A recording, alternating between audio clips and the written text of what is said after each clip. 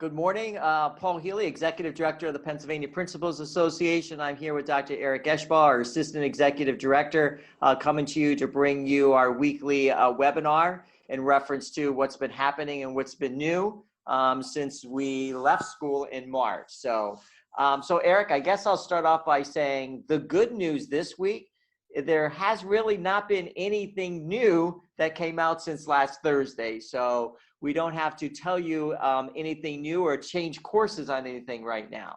However, having said that, we are still waiting on some more guidelines that we're expecting to come out either in combination between the Department of Health and or PDE on more information about COVID in schools and what happens when there is a case. But we really want to tell everyone right now also that if you get back to school and you're face-to-face or you're in sporting season and some sports are going on, that if you have a case, you should be directly reporting those to the Department of Health right now.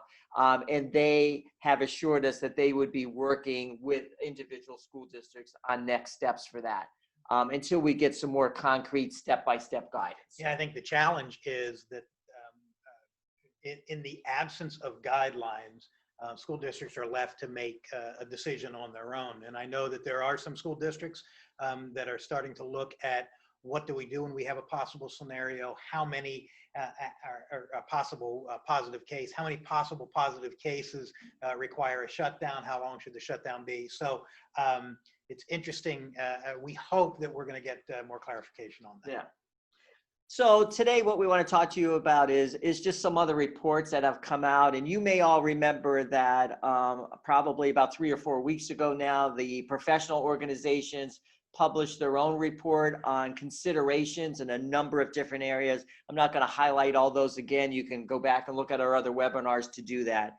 But after that report came out, there was also a report that was commissioned actually by PDE from the mathematical organization that also went out to school districts probably about a week after our report. So I know, Eric, you want to share some things about that. So that Mathematica report was really a very powerful scientific approach to looking at how the virus spreads.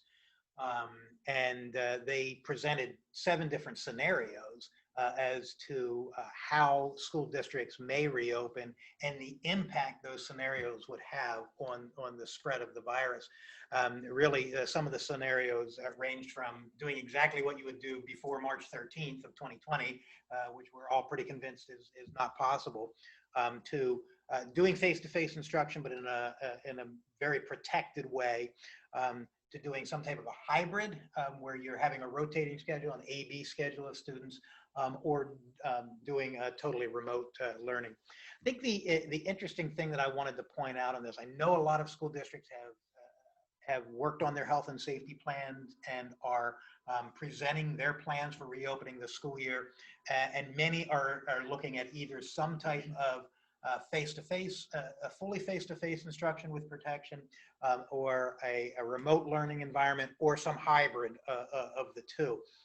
I thought what was most interesting in those scenarios is the last scenario, which is only bringing students in 1 day a week. So you're basically taking your population down to 20% and having each group of 20% come in a different day of the week, Monday through Friday. They actually said that there was in their study, no substantial difference in the spread of the virus by doing that, as opposed to totally shutting school down, which tells me that school districts and principals should be taking a look at, is there a way, if we get into a situation where we have to go back to remote learning, where at least we can bring a handful of students in small groups, that contact can continue, checking in on the students, their social emotional health and so forth, may be very important. So with the Mathematica report, and you can weigh in and see if you agree with this, when we first got the report from the professional organizations, we agreed that, at a higher level, that report was really dealing with safety and health issues. Absolutely. It was not going to be in the weeds for districts to develop their instructional plans like that. However, we also agreed that it was probably good that, it would support the decisions that were made at the school districts, that school districts making those decisions about what kind of process to follow for the fall. They could use that report then to support some of the, would you agree with that? Absolutely. I mean, it was very much about health and safety and not necessarily about the academic impacts. And that's why I wanted to have some conversation today about what can you as a school principal do to support your learners, to support education and academic attainment of concepts in this environment. Yeah. So two studies that I've looked at that are very recent studies. The first coming out of South Korea, and literally it was released a week ago today on July 16th. It was a very comprehensive study of 65,000 South Koreans and the impact of going back to school and how that would impact communities and how that would impact the spreading of the virus. And bear with me here a little bit. This is about academic issues, but what they're saying is that from the age of birth to the age of 10 years old, they're seeing a substantially reduced attainment and spreading of the virus, as opposed to children who are 10 years and older really can spread the virus very similar to the way adults spread the virus. Which kind of contradicts what we first heard from the CDC and elsewhere, right? It absolutely contradicts that, because we were saying, you hear a lot of talk, well, kids aren't as susceptible to this. This study, again, 1 week old, shows that yes, certain students are. Can very much be spreaders of the virus and can come down with it.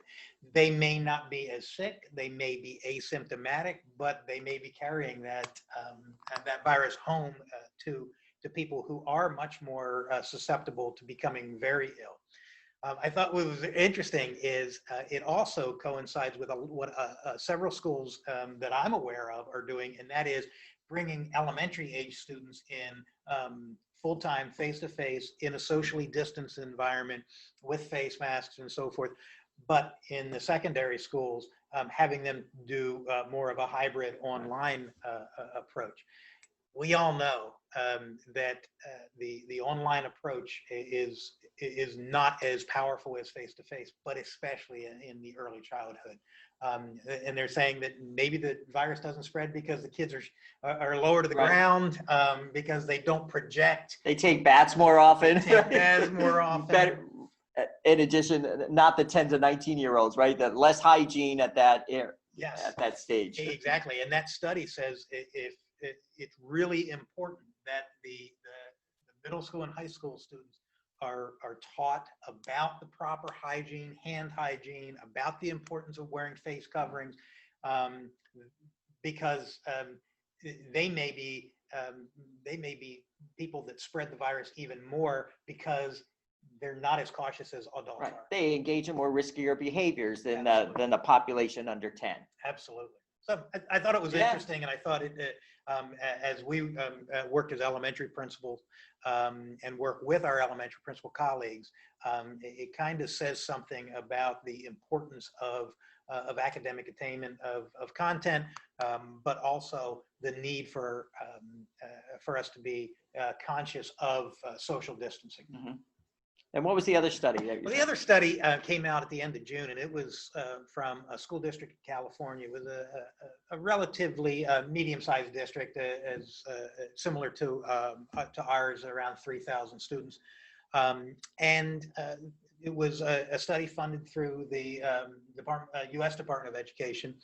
And they were really looking at the implications their remote learning had on students, and they were trying to find what are some good recommendations for moving forward.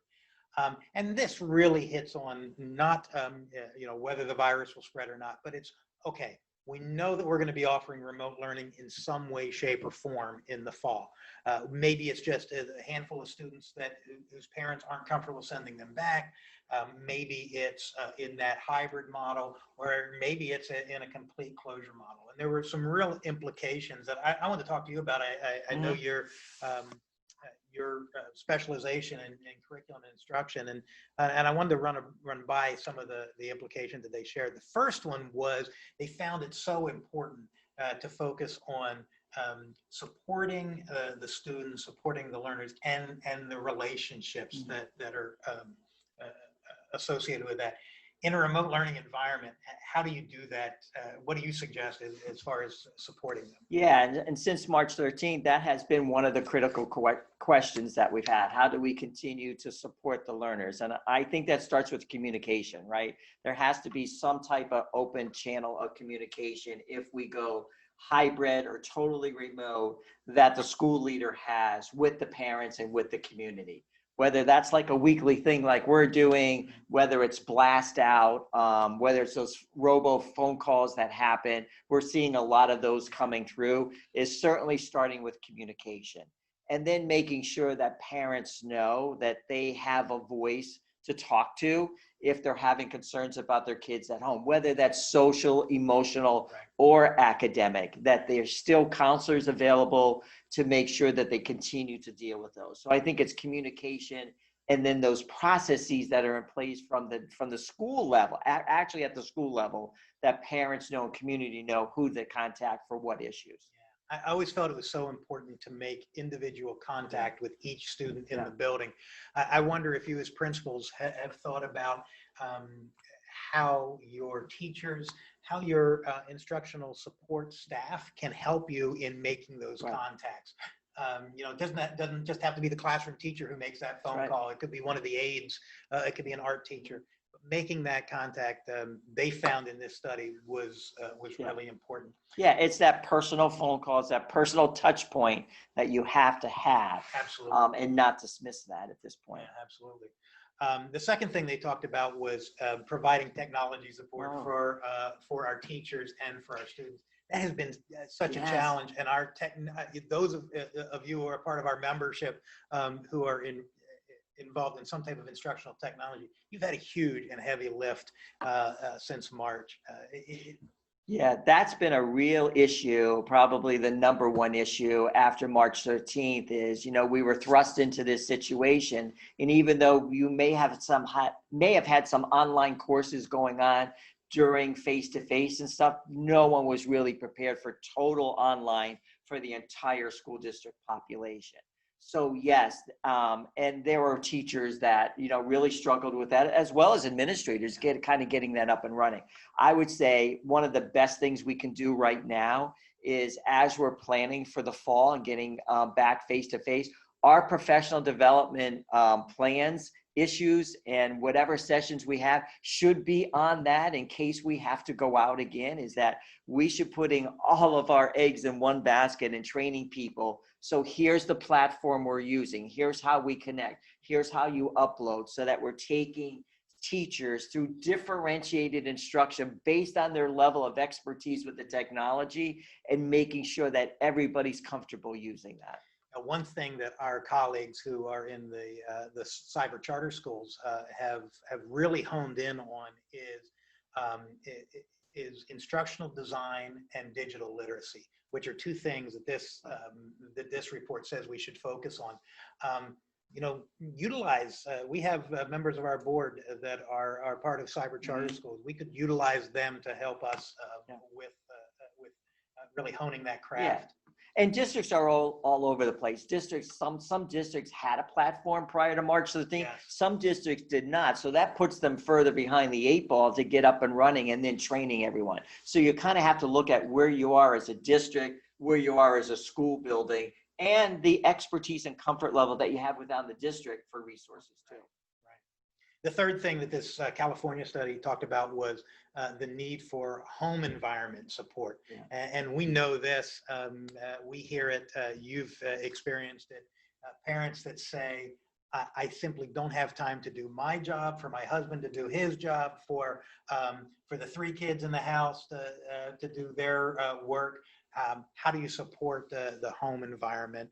And that's really a challenge. Yeah, it's not only how you support that, but what level of support and expectations so that if we go to remote learning, and I'll give you a prime example of that.